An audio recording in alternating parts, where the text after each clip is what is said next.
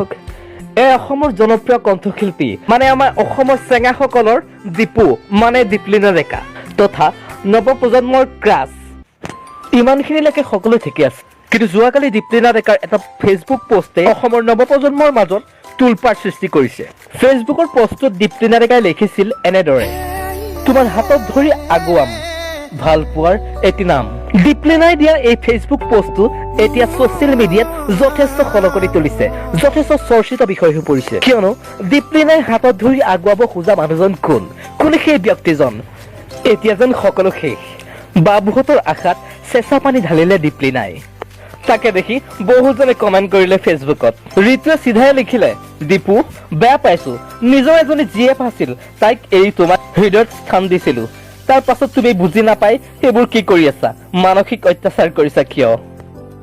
অংকুৰে ক'লে বেয়া পালো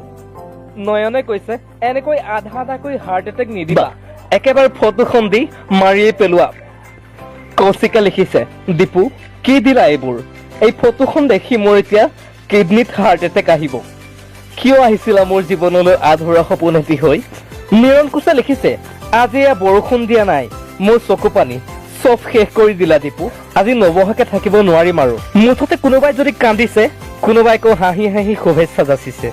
লুৰিনৰ সৈতে দীপলিনা ডেকাৰ বিয়া বহুতৰে একো দাবী দীপলিনাই হাতত ধৰি আগবাঢ়িব খোজা মানুহজন হেনো লুৰিন বহু গণনাৰ অন্তত দীপলিনাৰ হাতত ধৰা মানুহজন বাবুৱে বিচাৰি উলিয়ালে সকলোৰে মতে মাথো এটাই কথা দীপলিনাই হাতত ধৰি আগবাঢ়িব খোজা মানুহজন লুৰিন জ্যোতি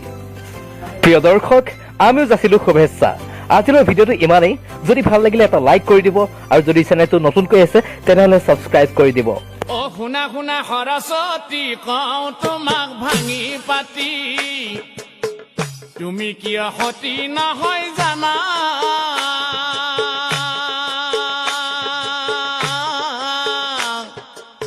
ব্ৰহ্মাৰ ভুৱনে থাকা